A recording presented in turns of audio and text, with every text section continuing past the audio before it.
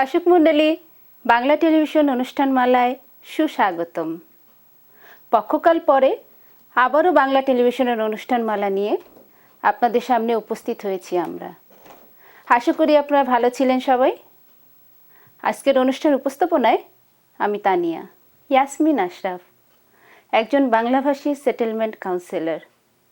নতুন ইমিগ্র্যান্টদের জন্য পরামর্শমূলক non profit একটি অর্গানাইজেশন পলিকালচারাল ইমিগ্রেন্ট সার্ভিসেসে কাজ করছেন।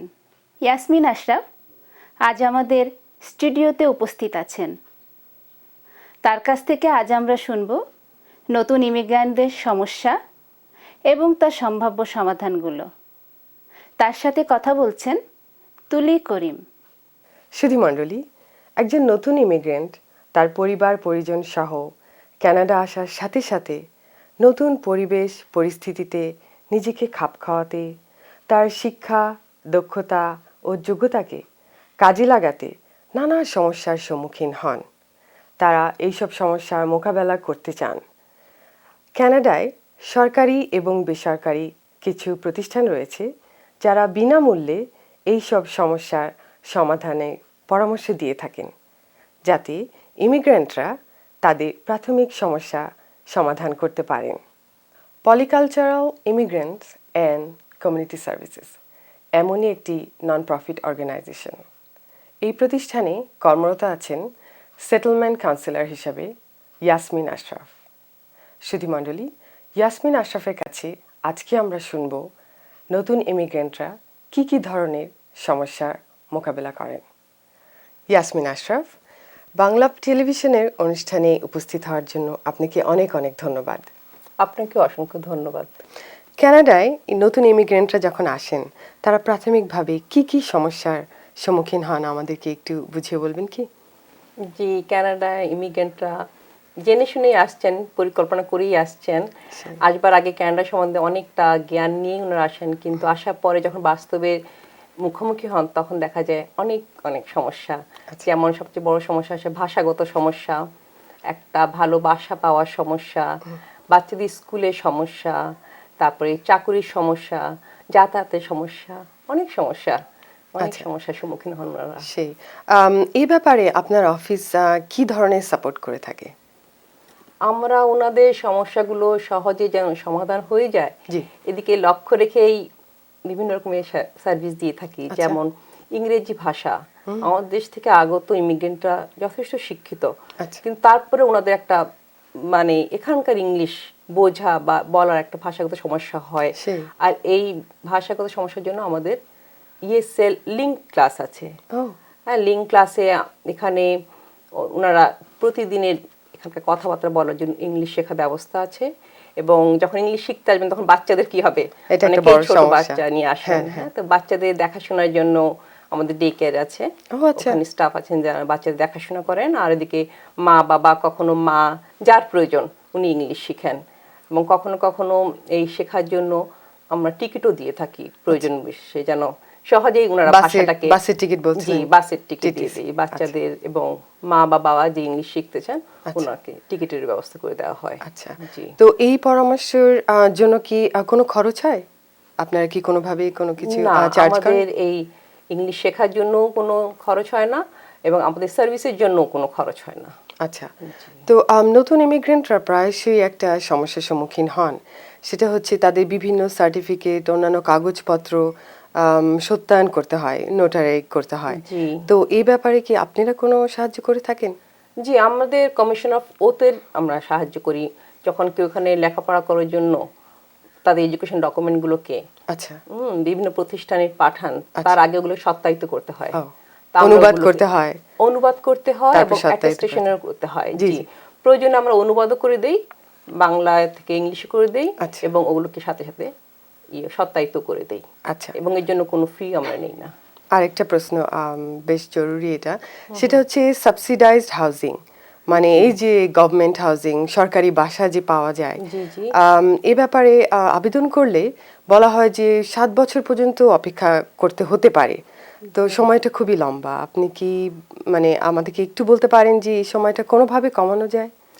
ইমিগ্রেন্ট যারা একেবারে নতুন তারা যদি আবেদন করে অনেক ক্ষেত্রে নতুন ইমিগ্রেন্টরা তাড়াতাড়ি পেয়ে যান, কারণ তখন তাদের চাকরি থাকে না এবং সেটেলমেন্টের অনেক সমস্যা থাকেই। নতুন ইমিগ্রেন্টরা তাড়াতাড়ি পেয়ে যান অনেক ক্ষেত্রেই।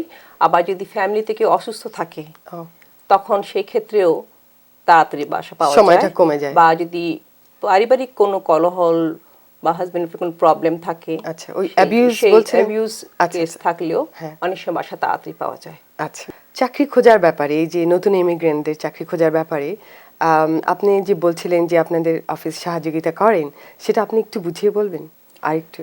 জি, চাকরির ব্যাপারে আমরা নতুন ইমিগ্রেন্টদের এখানকার জব মার্কেট সম্পর্কে ধারণা দেই, আর কিভাবে রেজুমেটাকে তৈরি করতে হবে, কোন চাকরির জন্য কোন রেজুমেকে কিভাবে তৈরি করলে এটা এমপ্লয়ার সহজে গ্রহণ করতে পারে সেই ব্যাপারে আমরা সহযোগিতা করি।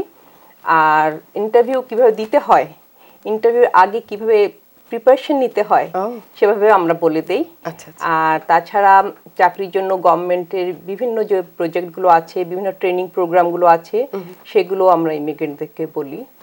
আর এমপ্লয়মেন্ট এজেন্সিগুলোতে কিভাবে রেজুমে দিতে হয়, তাদের সাথে কিভাবে যোগাযোগ করতে হয় সে ব্যাপারেও আমরা ইমিগ্রেন্টকে ধারণা দিয়ে দিই আগে থেকে। আচ্ছা আচ্ছা, ইয়াসমিন আশরাফ, বাংলা টেলিভিশনে উপস্থিত হয়ে আমাদেরকে সময় দেওয়ার জন্য, দর্শকদেরকে বুঝিয়ে বলার জন্য নতুন ইমিগ্রেন্টদের সমস্যা ও তার সমাধান, এ ব্যাপারে আপনাকে অশেষ অশেষ ধন্যবাদ। আপনাকেও অসংখ্য ধন্যবাদ। আর বাংলা টেলিভিশনের দর্শকদেরও আমার তরফ থেকে অসংখ্য ধন্যবাদ এবং আপনাদের সবার জন্য আমার অনেক অনেক শুভকামনা।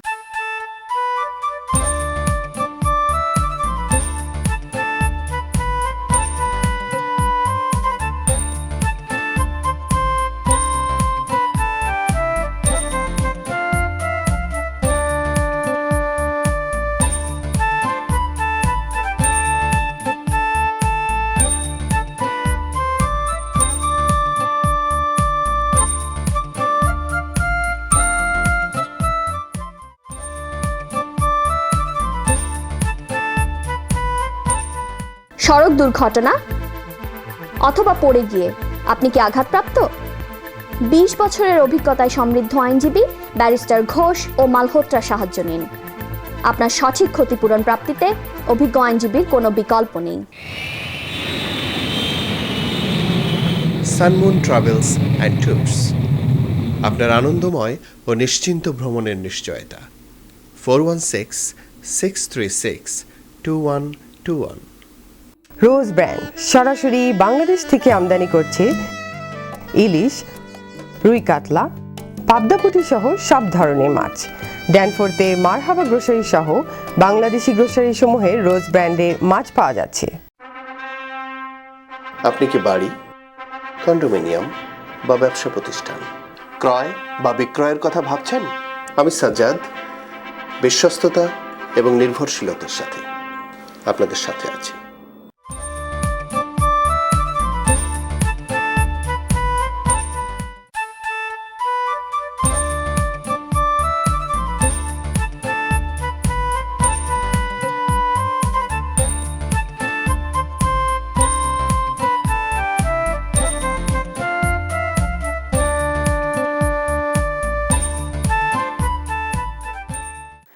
এখনই কি হলো তোমার যাবার বেলা, হায় অতিথি।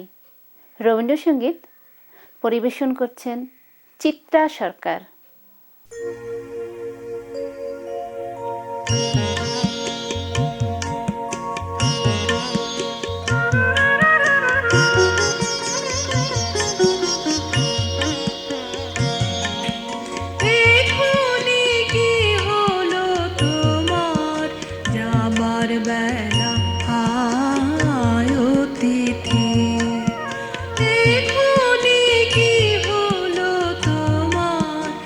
আমার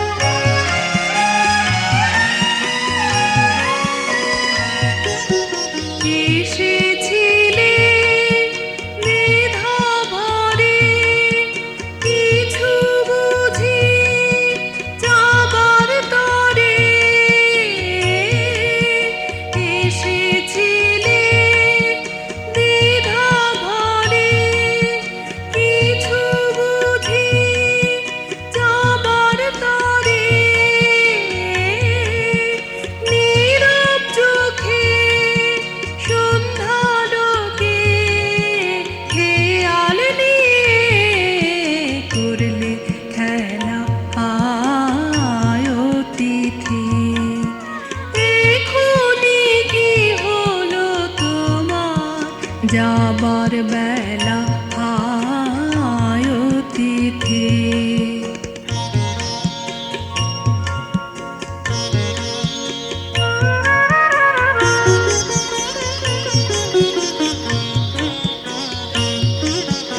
জানালে না গানের ভাষায় এনেছিলে যে প্রত্যাশা, শাখার আগায় বসলো পাখি ভুলে গেল বাঁধতে বাসা।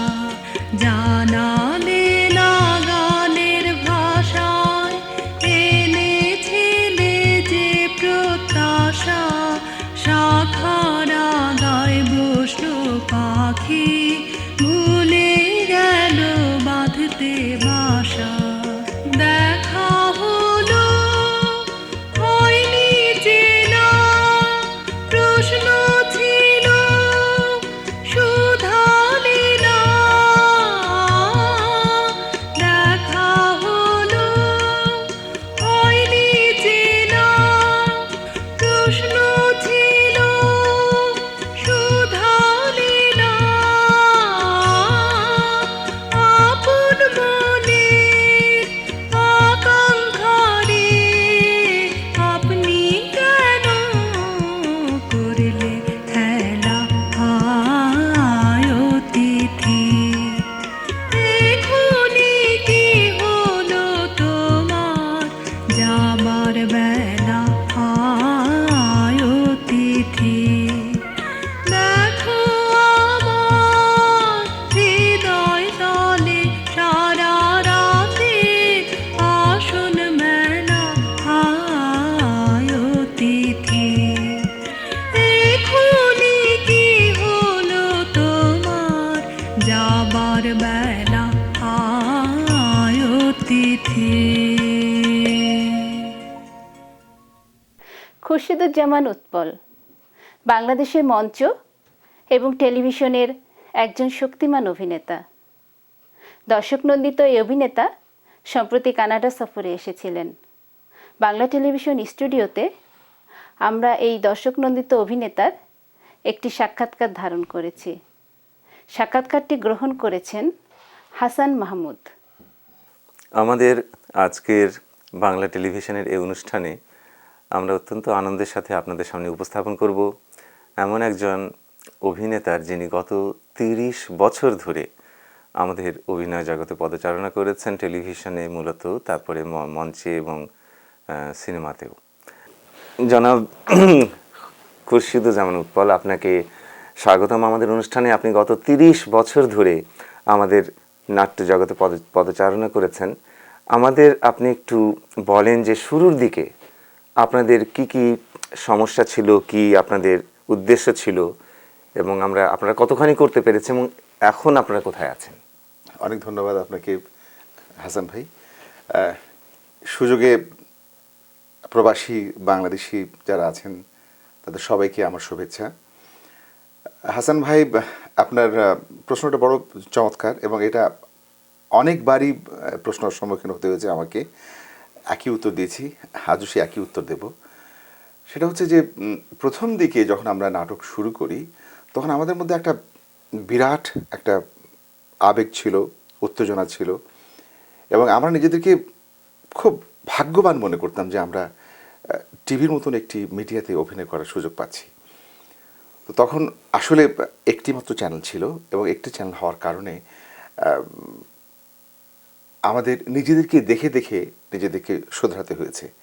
কিন্তু বলবো যে তখন যারা যারা নাটক লিখতেন, নাটকে অভিনয় করতেন, তারা আজও আছেন, তারা প্রতিষ্ঠিত, তাদের মধ্যে কেউ কেউ গত হয়েছেন।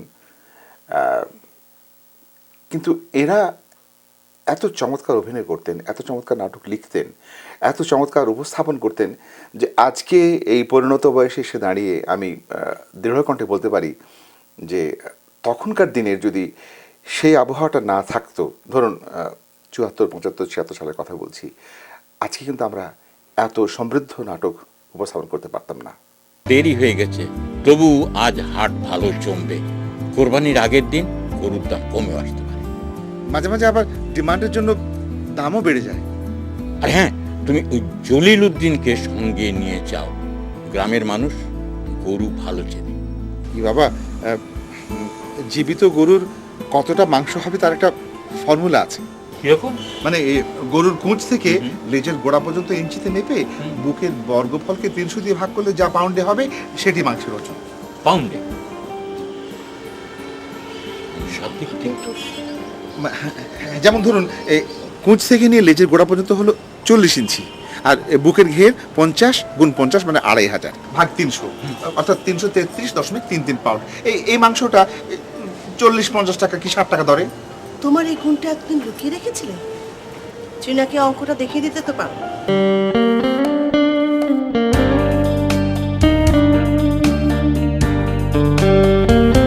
এই রিকশা, জলিল, চলো দেন।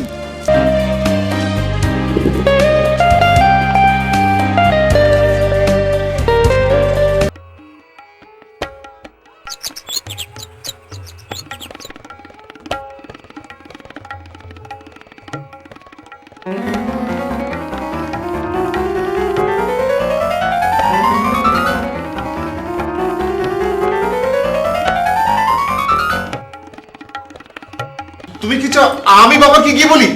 হাতে গেছো তুমি, জ্যান্ত গরুর মাংস ফর্মুলায় ফেলে ওজন করেছো তুমি, আর এখন ডাটি কাজ আমাকে করতে পারো? আচ্ছা আচ্ছা, আমি কি গরুকে পালিয়ে যেতে বলেছি? আর আমি কি গরু পিছন দৌড়াবো? সেটাই বরং ভালো হতো, একটা দর্শনীয় বিষয় থাকতো। বাবাকে কি আমি কি বলবো? দেখো, আমার আর প্রেশারটা বাড়িও না, যা ঘটেছে তাই বলবে। বলবে আস্তে আস্তে পথে গরু দৌড়ে পালিয়ে গেছে। হ্যাঁ, সোমা, হ্যাঁ, আমার গলা শুকিয়ে আসছে, আমি বেশ পানি খাবো। পানি পানি, ঠিক আছে।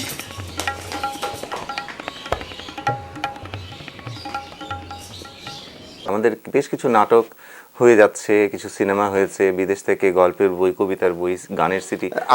আমি যেটা বলতে চাচ্ছিলাম আপনাকে সেটা হচ্ছে যে আমি চাচ্ছিলাম যে স্ক্রিনে আজকাল যখন দর্শক মণ্ডলী 500 লোক নিয়ে কি 1000 লোক নিয়ে একটি ছবি, একটি নাটক দেখেন, তার তুলনায় আমাদের এখানকার যিনি অনুষ্ঠান পরিচালনা করছেন সাজ্জাদ ভাই, তাকে যদি আমরা 5 মিনিট কি 10 মিনিট সময় যদি তিনি নেন এবং একটি নাটক পরিচালনা করেন, আমার মনে হয় সেই কথাই বলার চেষ্টা করছি। আচ্ছা, এটা একটা চমৎকার পরামর্শ। আমার মনে হয় এই অনুষ্ঠানের মানে সাজ্জাদ সাহেব আপনার পরামর্শটা নেবেন। আপনার কাছে আমার শেষ প্রশ্নটা আপনার কাছে একটু নতুন মনে হতে পারে। সঙ্গীত জীবনের একটা অবধারিত অংশ, বিশেষ করে বাঙালি তো সঙ্গীত পাগল। নাটকে এক সময় গান ছিল, এখন আমরা বাংলা নাটকে একটাও গান দেখি না, অথচ নাটকের গান একটা শিক্ষণীয় বিষয়। এই বিষয়ে ডক্টরেট করেছেন ডক্টর দিব্যেন্দু, শুধু নাটকের গানের উপর, 100 বছর আগে থেকে।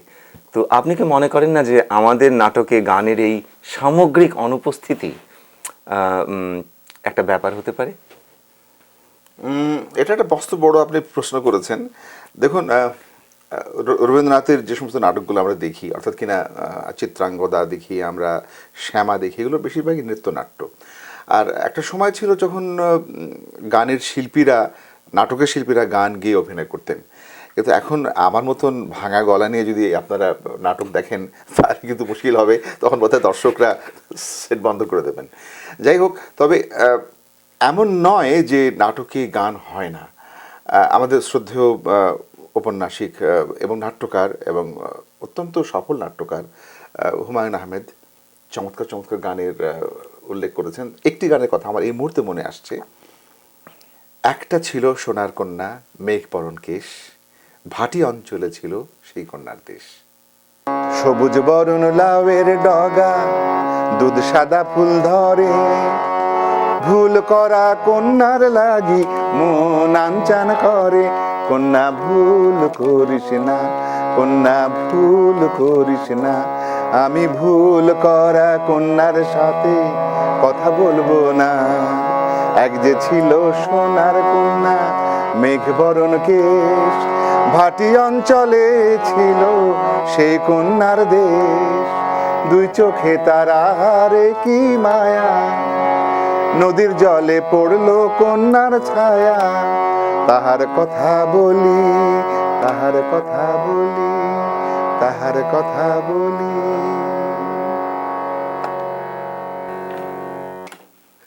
এই তো, আপনাকে অনেক অনেক ধন্যবাদ।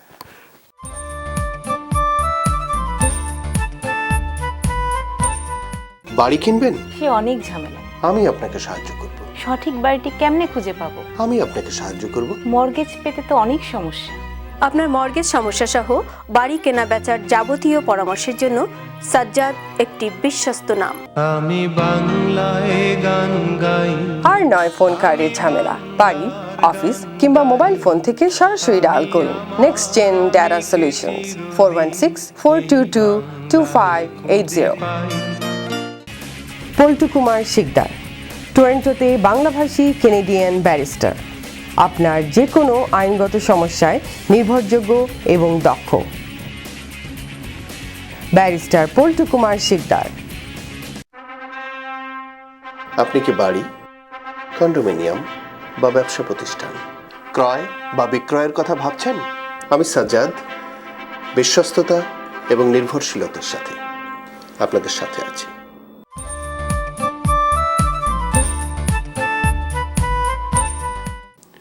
দর্শক মণ্ডলী, আপনারা দেখছেন বাংলা টেলিভিশনের অনুষ্ঠানমালা।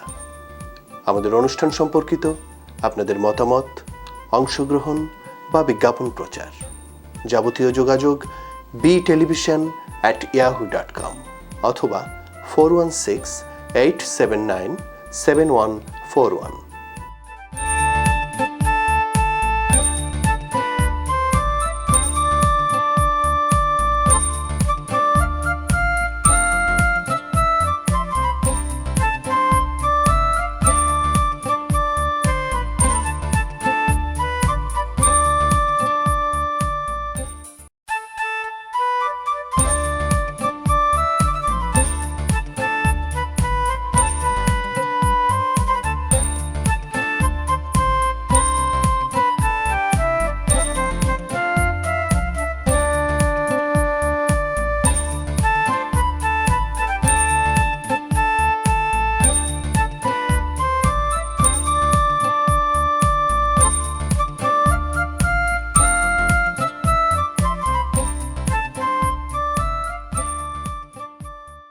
দর্শক মণ্ডলী, একটি লোকনৃত্য পরিবেশনে নির্ঝুম।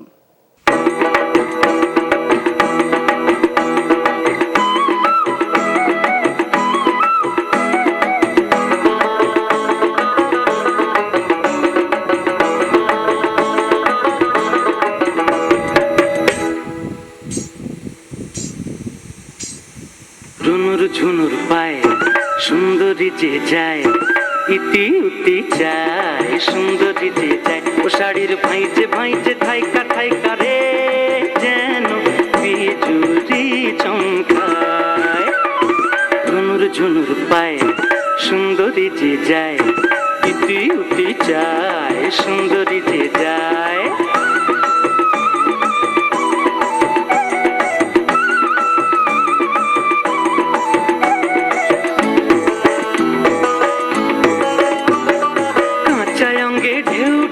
রসে টলমল যেন রসে টলমল, কাঁচা অঙ্গে ঢেউ উঠেছে রসে টলমল যেন রসে টলমল। আহা পদ্ম মধুকে ভ্রমর হয়েছে পাগল, পদ্ম মধুকে ভ্রমর হয়েছে পাগল। ঈষৎ কটাক্ষে সে যে ভুলায়। ঝুনুর ঝুনুর পায়ে সুন্দরী যে যায়, ইতি উতি চায় সুন্দরী যে যায়।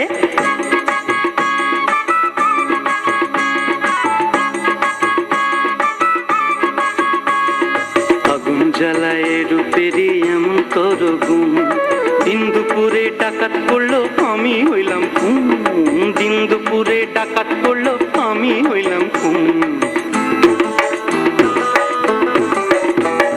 কাষ্ঠে লোহায় ভাব করে ভাসে দুজনা, জলে ভাসে দুজনা।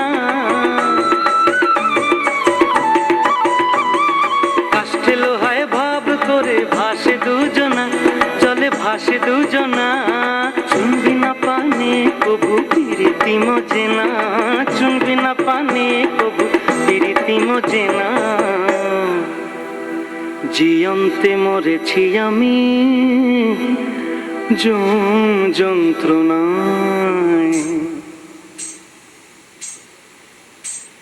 রুনুর ঝুনুর পায় সুন্দরী যে যায় ইতি উতি চায় সুন্দরী যে যায় ও শাড়ির ভাইজে থাইকা রে যেন বিজুলি চমকায় রুনুর ঝুনুর পায় সুন্দরী যে যায় ইতি উতি চায় সুন্দরী যে যায় ও শাড়ির ভাইজে থাইকা রে যেন বিজুলি চমকায়